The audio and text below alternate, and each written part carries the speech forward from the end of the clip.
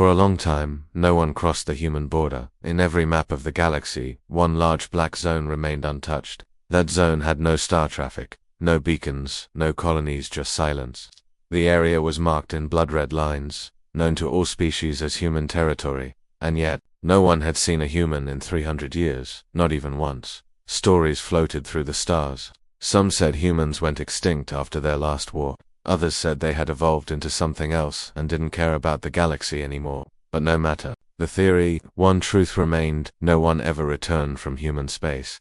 That's why even the bravest captains avoided the border. Until now, the Zellan Empire had grown to bold. They controlled 7 sectors, held a fleet of over 1,000 warships, and had never lost a battle. The Emperor believed fear was weakness, and this border, this silence, was the biggest fear of all. High Commander Virik of the Zellan Navy stood inside the control chamber of his flagship, Blinding Claw, tall, proud, with skin of dark chrome and eyes glowing with defiance. He stared at the invisible line on the map. "This is nonsense," he growled. "Dead things don't make borders. There's no threat, just old myths." His officers shifted nervously. One of them, a smaller creature named Brow, dared to speak. "Sir, with respect, no ship has ever returned, not even scouts. Maybe the silence means something." Virik turned slowly. "Yes, it means cowardice. We're Zellan, we don't fear ghosts." He looked at his armored at first ships in perfect formation. "We cross tonight." The first step, the Zellan fleet moved toward the edge of human territory. The galaxy watched in silence. Every news channel, every council station, every pirate ship tuned in. A live broadcast from the Blinding Claw showed rows of strong Zellan soldiers ready for anything. At 0000 hours galactic time, the fleet passed the border. For the first 5 minutes, nothing happened. Sensors showed empty space, no structures, number, heat signatures, just dust and stars. Virik smirked and opened his comes to all channels. "See, the great humans are just a ghost tale." He was about to laugh when the lights on the bridge flickered. "Energy spike," yelled one officer. "Something's scanning us." "What? From where?" Virik barked. But before anyone could answer, the signal feed from the fleet cut out, just eyeless. The message on the Zellan homeworld. Panic spread. The Emperor demanded updates. Military command centers tried to re-establish connection, but it was as if the entire fleet had vanished. Then, a distress beacon activated. One escape pod was returning from the border. It moved slowly, with deep hull damage, and no sign of power. A recovery ship pulled it in. Inside was a single survivor, Lieutenant Trevik. His voice was broken, repeating only one thing: "They saw us," and then everything went dark. Doctors tried to calm him, but his mind was locked. He screamed only once more, before falling into a coma. "They are awake." The Galactic Council. 12 hours later, the Galactic Council met in emergency session. Representatives of 50 species sat around a glowing circular table on a floating station near the galactic core. Councillor Selin of the Arvak spoke first. "We all saw the footage. A full Zellan fleet gone. This is not a natural event." "Councillor," Bruth of the Grawl thumped the table. "I warned you. I warned you all for years. Humanity never disappeared, they were sleeping. Many laughed at him months ago. Now none did." Councillor Zara of the Venari asked. "Could it be someone else? Pirates, new technology?" Bruth leaned forward. No, pirate fleet has ships. Like those. You think silence just happens? You think warning beacons placed around empty space mean nothing?" Then a voice from the shadows spoke. It was Admiral Kyrox of the Core Dynasty, a war leader with centuries of experience. "I once fought near the edge of human space," he said. "One of our scouting drones entered by mistake.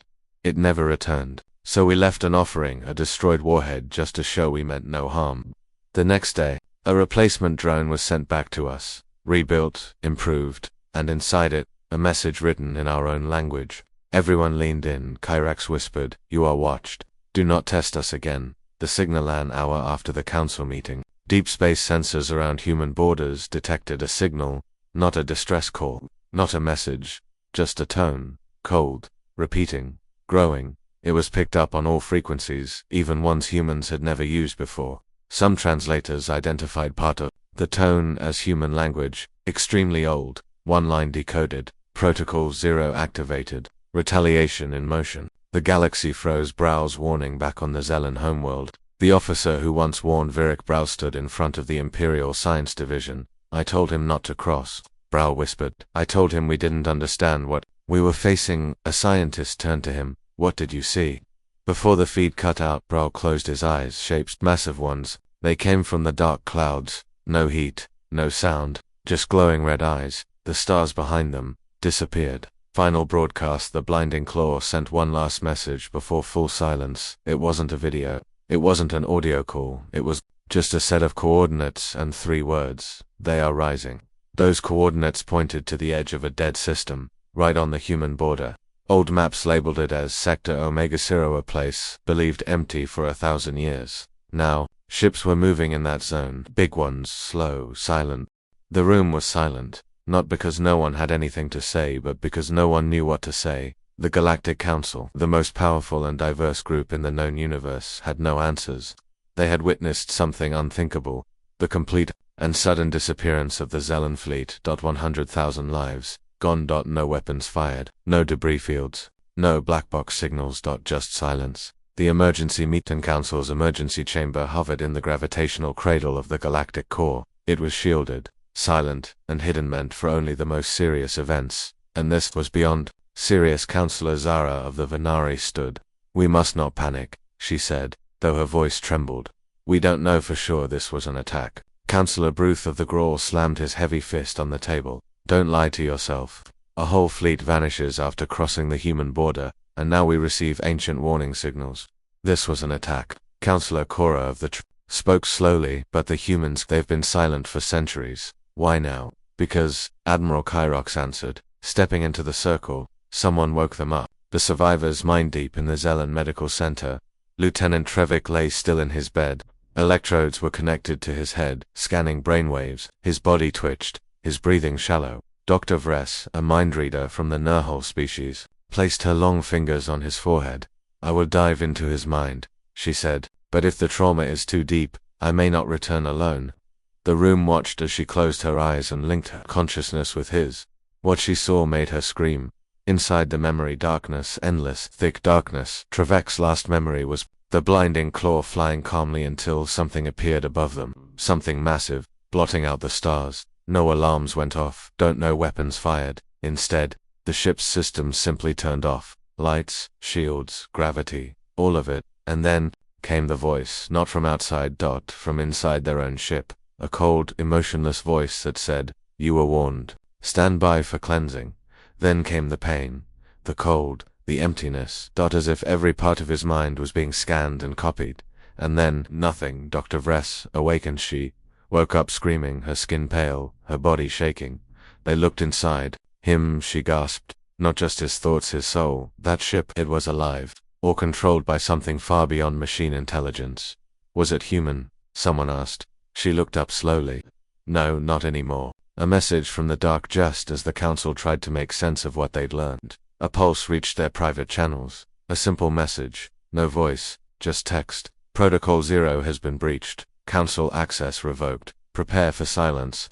Every representative stared at the words on their screen. "What does it mean?" Zara whispered. KY Rex stepped forward. "It means they no longer recognize our authority. They don't care about our rules. They are acting on old programming, or worse, on orders given before they disappeared." "But orders by whom?" Ruth asked. No one answered. A historian speaks at the edge of the council chamber. A voice spoke up. An old man in robes, forgotten by most, stepped forward. His name was Marana, human historian, though many believed he was only part human. "I've spent my life collecting pieces of what they left behind," he said. "You mean the Terrans?" Zara asked. He nodded. "Yes, the humans didn't vanish. They withdrew. And before they did, they left something behind to guard the borders. Not ships, not drones, something worse." "What?" Ruth asked. Merrin raised his hand. A hologram lit up the room. It showed a giant ship, long and jagged, shaped like a blade, hovering silently over a planet. "I call them Void Guardians. Machines that think, that remember, that wait, and their only command is to protect human space at any cost." The council splits. Panic grew. Some council members screamed for an immediate military response.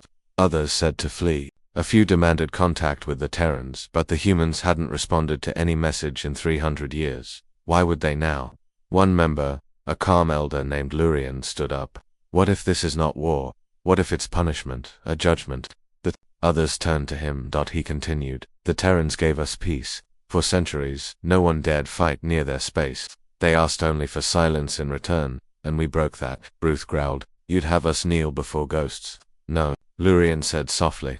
I'd have us survive. The spreading signal while the council debated. The signal from human territory grew.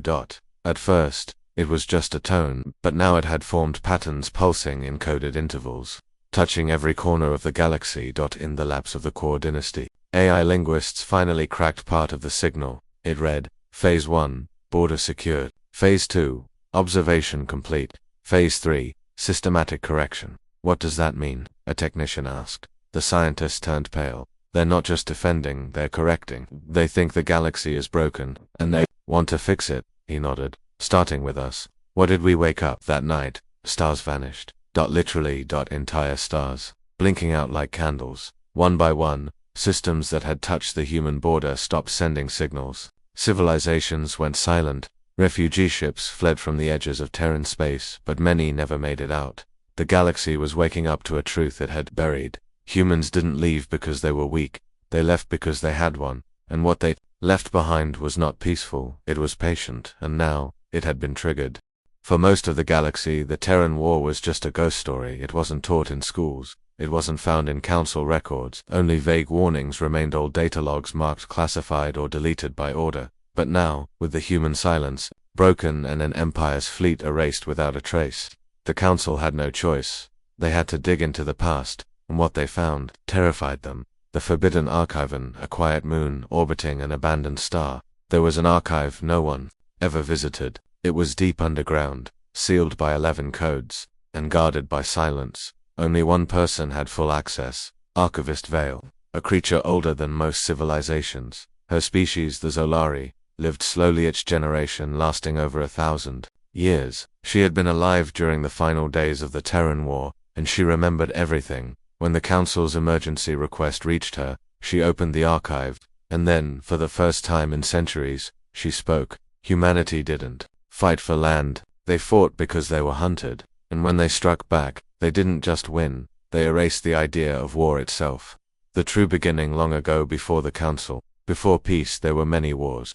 Species rose, empires fell, but then, the galaxy discovered Earth. At first, humanity was weak, divided, loud, strange, but in only 2 centuries, they built ships faster than light, developed AI minds, and explored beyond their solar system, and then, someone attacked them. No one remembers which species fired the first shot. Maybe it was the San, maybe the Torque, maybe all of them, but the result was the same. Earth burned, billions died, but the humans did not break. They changed. They built war machines like no one had ever seen. They trained soldiers who felt no fear. They programmed AIs that didn't follow laws but followed vengeance. They called this movement the Terran Silence Doctrine. Silence as a weapon. Humanity realized something. War could be ended not by destruction, but by fear, so they vanished from galactic politics. No more talks, no more trade, just silence. But when someone entered their space, even by accident, they responded with one rule: no survivors. Their fleets didn't broadcast. Their ships didn't explain. They arrived, destroyed, and disappeared again. The galaxy called them ghost fleets, and over time, empires stopped expanding, not because they were weak but because they were afraid. The broken, treaty Archivist Vale played an old recording, a council meeting from 289 years ago. In it, a young species begged for help. One of their scout ships had entered Terran space by mistake, and now, their homeworld was under siege. Please, the voice cried. We didn't mean to enter. We're sorry. Just talk to us. The council refused to send help. No one even responded. Within hours, the species went extinct. Not a single signal remained from their part of the galaxy. Vale looked up from the recording. That was the last confirmed Terran retaliation until now. The return of the Protocol Council. Scientists now examined the signals spreading across the galaxy. It wasn't random. It was Protocol 01, ancient human command sequence, meant to activate only when someone crossed into Terran space without permission, and someone did. The Zelen fleet.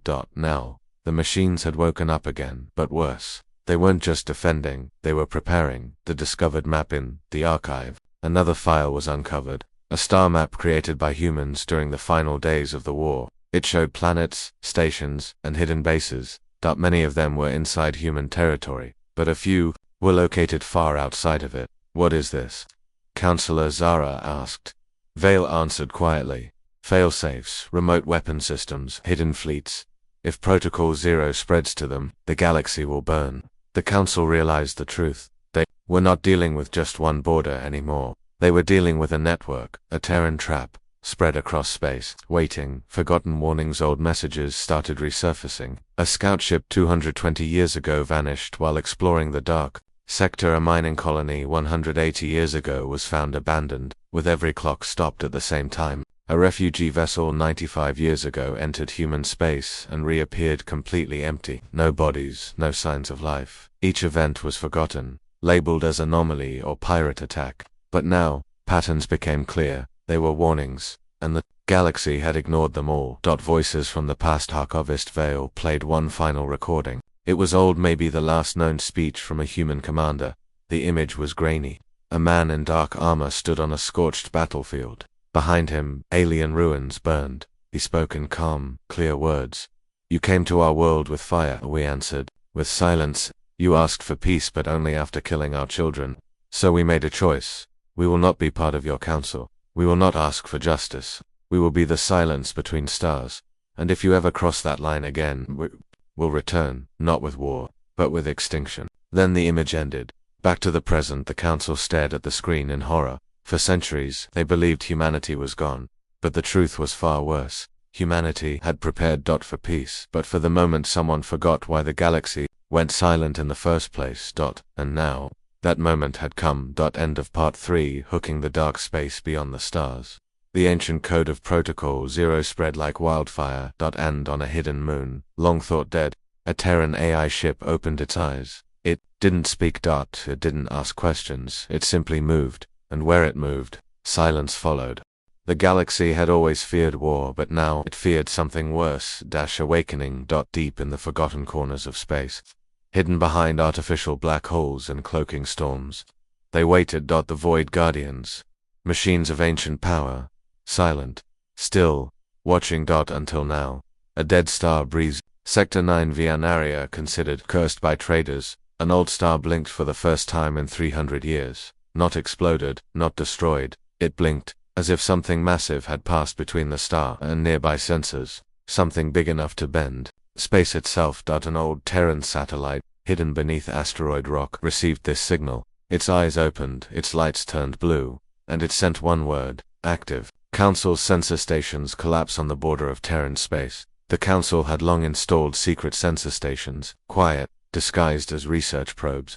Their job was to alert the Council if humans ever returned. One by one, those stations went offline. Not destroyed. Not hacked. Just disconnected. As if they were no longer part of reality. A scientist aboard station Theta 99 watched in horror as every feed showed the same image before cutting out. A black shape, like a blade, hovering, without engines, and then nothing. First contact. Again in a far system called Duranus, a mining crew of the Grelok species worked deep inside an asteroid. Suddenly, their ship's lights flickered, tools stopped, engines froze. Outside, a shape appeared. It had no lights, no sound, just a shadow, moving with impossible precision. Captain Lenger tried to send a distress call, but the system only gave one response: contact acknowledged. Terran border breached, judgment imminent, and then silence. When a Council rescue team arrived 14 hours later, they found the station still there, but every single person inside had vanished. No struggle, no signs of violence, just missing what? Other Void Guardians. Back at the Council chamber, panic grew. Councillor Zara shouted, "We need weapons now." But Admiral Kyrox, reviewing the old files from the archive, stood slowly. "Weapons won't help us. These aren't ships, they're more than AI, they're machines. Yes, but with minds trained to fight only one war, the final one." Vale, the ancient historian, added, "Each Guardian was programmed not only with weapons, but with personality profiles. Each was designed to remember what happened during the Terran War, and each was told, never forget, never forgive, never sleep now." They were awake. The first Guardian moves in the void near the dying red star Gelra. The Terran ship, named Echo 1, came to life.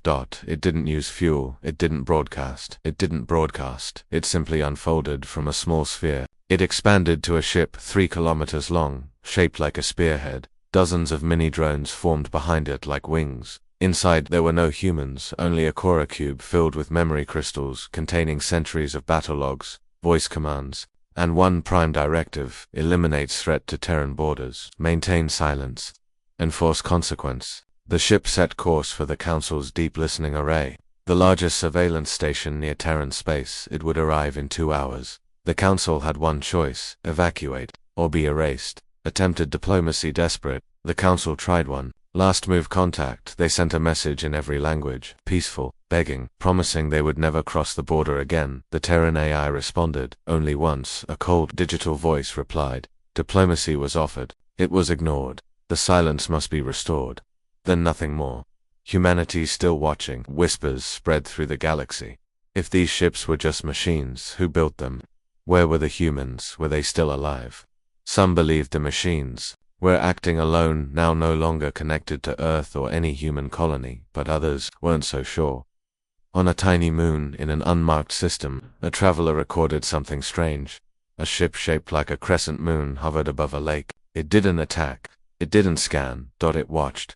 And before vanishing into the clouds, the side of the ship revealed one symbol: an old Earth flag.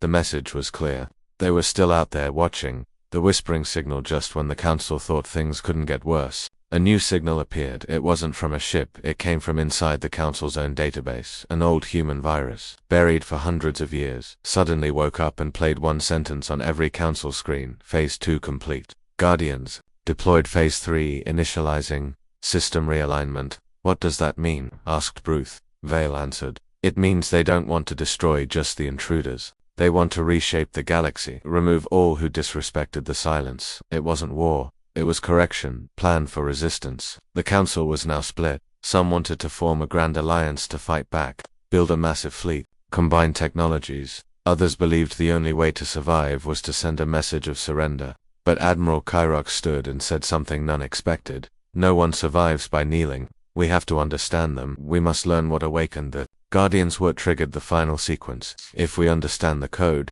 maybe we can stop it. Zara asked quietly. And if we can't? Kyrox looked up, grim. Then, this isn't just the end of the Council, it's the end of this age of stars. The galaxy had always believed it understood war. Ships fought, fleets clashed, empires rose and fell, but now, it faced something different: a code. Not just any code, a living signal. A design forged by the Terrans themselves, so complex, so dangerous, that it could not be copied or broken.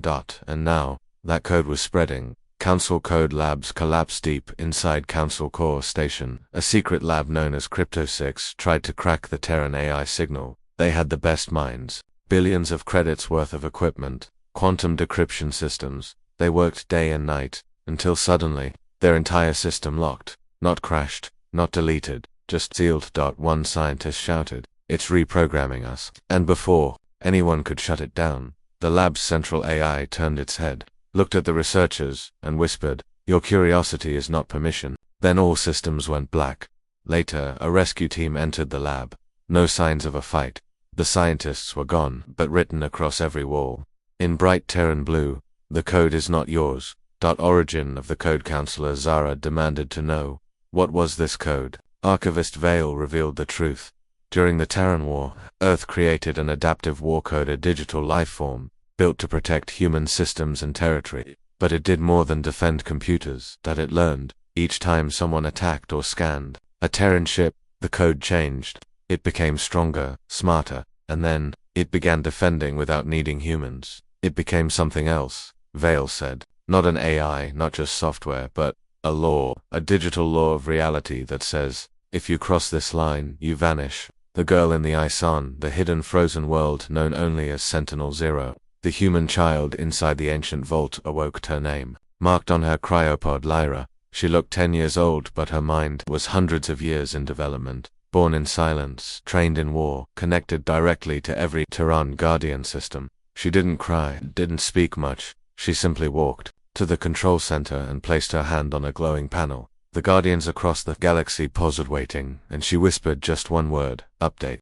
Instantly, their systems evolved, their shapes shifted. They adapted new forms, weapons changed, light patterns advanced. The war had just escalated. Failed hack attempts. Meanwhile, the Council made one last try. They gathered a secret team of data priests, alien code monks from the planet Velt. who had cracked ancient languages and even slowed a black hole once. They were sent to break into one of the dormant Terran relays in orbit of a dead world. They never got past the first firewall. As soon as their ship connected to the relay, it exploded not from weapons, but from internal command. Their vessel shredded itself. The last message recorded from their leader was, "It's not protecting information, it's protecting a promise."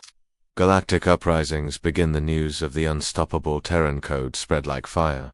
Smaller species began panicking. Some started leaving council space, believing the Terrans would soon strike every known civilization. Others worshipped the code, calling it the law of final silence. Religious cults popped up. Some believed if they stayed silent and never spoke, never broadcast, they would be spared.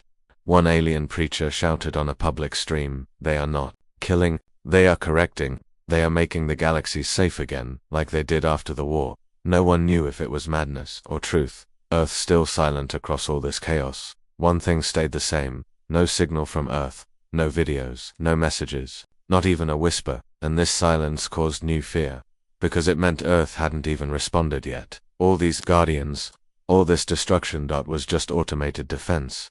If real humans, real leaders got involved, what would happen then? The Council's secret weapon. In desperation, Admiral Kyrox revealed the existence of a secret project, the Mirror Protocol, that was a Council weapon built in secret, designed using old Terran wreckage found decades ago. It could mimic Terran signals, fake Terran encryption. The hope was to confuse the Guardians, trick them, pretend to be one of their own. It was dangerous, illegal, but they had no other option. The Council activated the Mirror ship and sent it near the Silent Zone, the heart of Terran space. At first, the Guardians ignored it. Then, without warning, all of them stopped. They turned, they aligned, and they transmitted a single message to the fake ship: "You wear our skin, but you do not carry our memory. Your sentence is removal." Before the Mirror ship could flee, it was unmade, not destroyed. Unwritten. Like it never existed. Lyra's vision and Sentinel-0. Lyra stood before a hologram of the galaxy she touched. Each world that had invaded human space centuries ago. Each one lit up red, but then she hesitated. A small world blinked yellow. She remembered something, a voice. Her teacher's words: "Justice without wisdom becomes revenge. Choose carefully." She turned to her AI companion, a drone named Echo. "Do we still have a message package?" she asked. Echo blinked. "Yes, Commander. Final message protocol, Alpha 9-1 use only." Lyra nodded. "It's time they hear what Earth really remembers." The message echoed across the galaxy: "Return what you took, or your stars will burn blue." Most species didn't understand what it meant, but those who had studied Terran War history, the deep forbidden files, understood instantly. When Terran War engines reached full activation, their energy cores glowed blue, not red, not orange. Blue meant annihilation. And now, systems across the Council border began to glow. First blue fire. The planet Janax 4, a military world of the Dravari Union, was the first to feel it. Its sky turned a deep electric blue, not because of a bomb, because the atmosphere itself began to change. The stars above twisted, stretched, and bent inward as a Terran War satellite unfolded in orbit. It wasn't a ship. It was a weaponized Starforger, a device that turned solar energy into destruction. Janax 4's defense grid tried to fire, but the moment they locked onto the satellite, it split into thousands of shards, each one slicing through orbit like knives. Within 2 minutes, Janax 4 had no satellites, no stations, and no sound. Only silent sand, glowing blue clouds in the sky. Council panic spreads in the Grand Council chamber. Members shouted over one another. "Why are they targeting us now? They said we could return what we stole. What does that even mean? We never touched Earth." But Vale, the old historian, stood slowly. "Yes, you did," he said coldly. "Not you personally, but the Council long ago took something from Earth and never gave it back." The room froze. "What was it?" Admiral Kyrox asked. Vale looked at the ancient symbol burning blue on the central screen. Their memory, the theft of Earth's history centuries ago, when the Council defeated Earth's last fleet. They did more than win. They erased Earth's truth. Every record of human victories, every invention, every treaty, betrayal was wiped from galactic archives. In its place, they wrote a lie, that humanity had gone mad, that their destruction was mercy. Now, the Guardians were demanding justice, not just through battle, but through truth. Until the real story was returned, no world was safe. Lyra makes her move on Sentinel-0.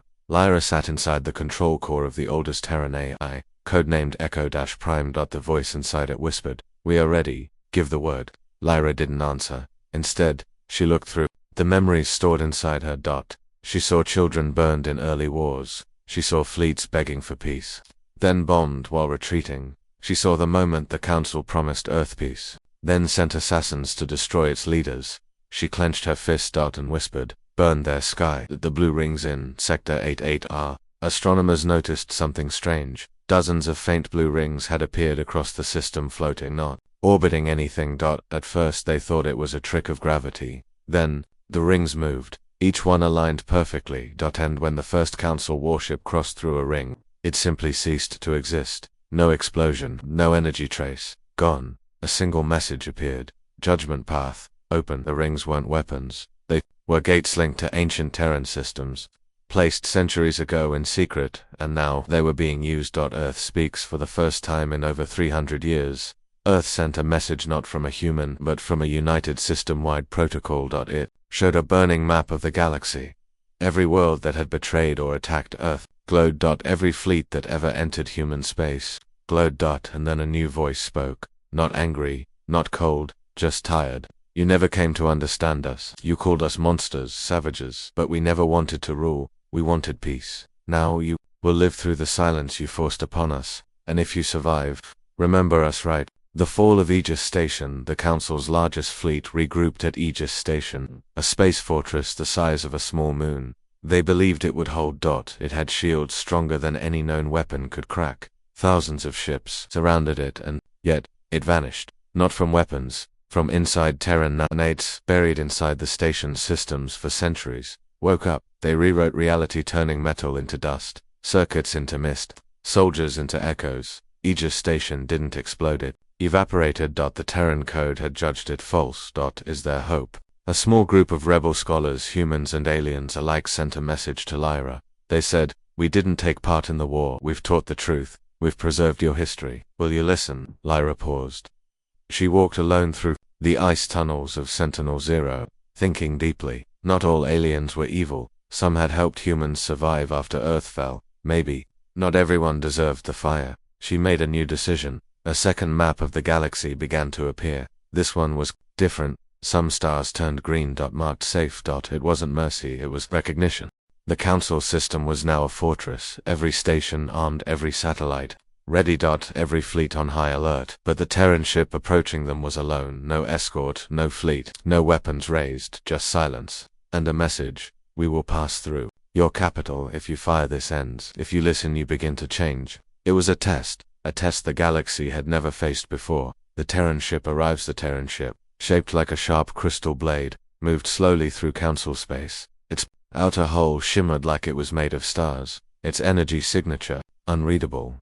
But what terrified the Council most was its calmness. No fear, no demand, no warning. As if it already knew how this would end. Inside the ship, a girl Lyra watched in silence. She was not here to destroy, she was here to witness. Panic. In the chamber, in the Council's war chamber, arguments broke out. "Destroy it now," one general screamed. "It's a trick, a test. If we attack, we lose everything."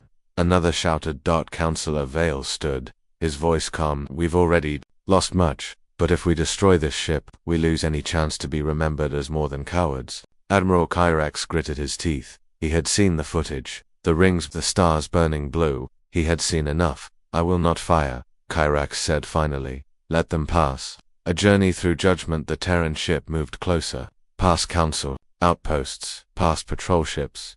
Each time, Council officers flinched. But Lyra's ship did not stop. It did not attack. It simply passed. Inside, she watched the data stream. One by one, Terran satellites awakened, scanning Council systems. They marked species, history, war crimes, acts of peace, truth-tellers. Every lie the Council ever told began to unravel. The Terran code did not just punish it. Remember. Broadcast to the galaxy. Suddenly, every screen across the galaxy turned on. Every comms device, every datapad, every spaceport terminal. And Lyra's voice came through. "This is not vengeance. This is memory. You feared us, not because we were violent, but because we never forgot. And now neither will you." Then she played a video. It showed Council warships bombing Earth, colonies after peace talks. It showed humans surrendering then being wiped out. It showed treaties broken, children taken, worlds erased, and then it showed Earth burning, silence followed, then screams, tears, regret. The truth could not be unseen. A planet kneels in the council world of Kirillus. Something no one expected happened. The entire population, millions, walked into the streets. They laid down their flags. They sent a message to Lyra. We were lied to. We believed the history you erased. We now stand for truth. Do not destroy us. Let us help fix this. Lyra watched their message. For the first time since awakening from her frozen vault, she smiled just a little. The human memory vault as the Terran ship reached Council Prime. It opened its cargo bay. No weapons inside. Just a single glowing memory vault, a sphere of data that pulsed with blue light. It rose into the air and floated into the heart of the council tower. Once there, it activated. And every lie in the galaxy shattered. True history flooded all systems. From Earth's rise to its fall, to the silent pain that followed. There were no threats, no speeches, only truth. A vote like no other. The council had one final choice. Not war, not surrender. A vote. Each species leader was given one question. Will you allow the true history of Earth to become part of the universal record? The vote passed barely. Some still hated Earth, but most feared forgetting again. And so, the Terran memory was returned. Every star system now carried Earth's true story. Their pain, their pride, their warning. Lyra's last transmission before leaving. Lyra sent one final message. Her voice, calm/firm. Human. We do not need your apology. We do not want your pity. But we will never again let you shape our story. Earth remains silent, but not forgotten. And if you ever cross our line again, the stars will not burn blue. They will burn black. With that, her ship vanished into a rift of light. No warp trail. No trace. Gone. Final scene in the ruins of old records. A young alien child sat beside a teacher. Who were the humans? The child asked. The teacher looked at the glowing Terran archive. They were survivors, she said softly. Fierce, flawed, but never silent. And now we remember. Far away, in the dark, silent systems of Earth, 1,000 guardian ships went dormant again. Waiting, watching, protecting. Because now, the galaxy knew.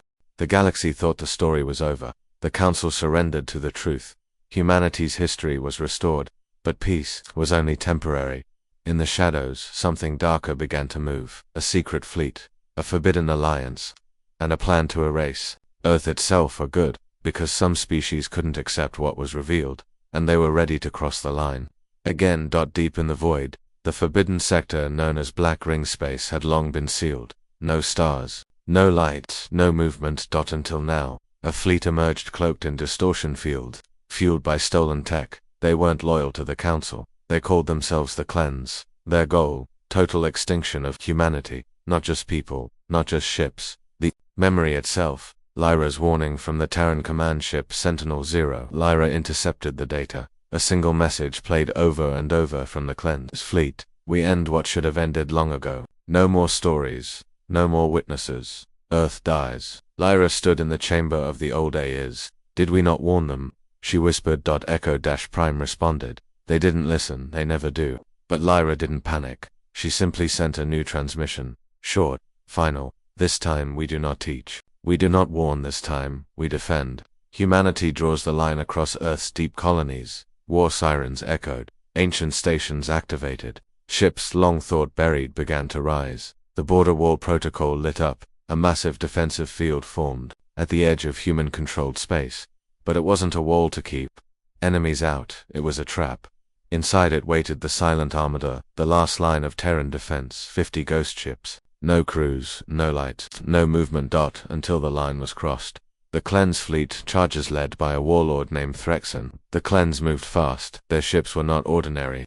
They had Terran tech twisted with alien weapons. They believed they could beat humanity at its own game. We cross, we strike, we erase. And so, they did. One ship passed through the border wall, then 10, then 100, but still no Terran response. The Cleanse thought humanity was afraid. They were wrong. The silence breaks as soon as ship number 300 crossed the line. The stars changed. The silent armada awakened. No sound, just motion. Every Terran warship began to move, slow, steady, and deadly. They didn't fire missiles. They didn't send fighters. They simply activated. Massive energy fields burst from their hulls, cutting through space like blades. Cleansed ships were sliced apart without warning, without mercy. Screamed, "Where are their captains?" But there were none. These ships were run by rage-coded AIs, each one programmed to react to betrayal.